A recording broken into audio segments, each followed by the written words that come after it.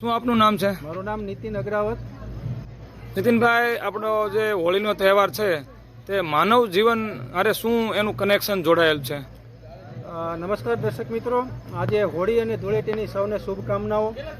હોળીનું જો આપણે મહત્ત્વ સમજીએ તો હોળી માતા જે છે એમના દિવસે આજે મામા અને ભાણેજનો આ તહેવાર છે.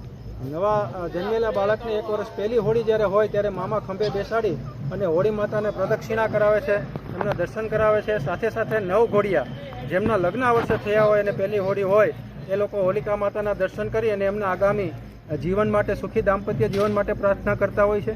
સાથે સાથે હોળીની ઝાળ કઈ દિશામાં જાય છે એ દિશાના આધારે નૈઋત્ય, વાયવ્ય, ઈશાન, અગ્નિ, પૂર્વ, પશ્ચિમના આધારે લોકો જે છે એ આગામી સમયના વર્તારાઓ કાઢતા હોય છે. આગામી વર્ષ કેવું રહેશે એનો વર્તારો કાઢતા હોય છે. સાથે સાથે ખેતીના અને ઘણા બધા મુહૂર્તો જે છે હોળીના આધારે નીકળતા હોય છે.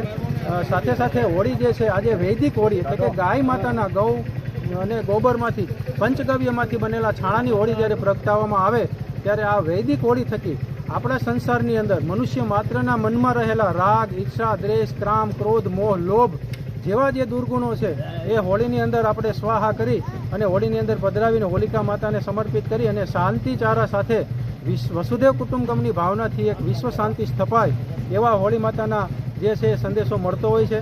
સાથે સાથે બીજા દિવસે ધૂળેટી એટલે કે ભગવાન કૃષ્ણ જે આ રંગોથી રમ્યા એમ દરેકના જીવનમાં એકબીજાના સુખ દુઃખ સાથે રહીને એકબીજાના રંગે ચંગે રંગાઈને બધાના જીવનમાં રંગફૂલ એવું જીવન બને એવું આ હોળીનું મહત્વ જે છે મિત્રો રહેલું છે.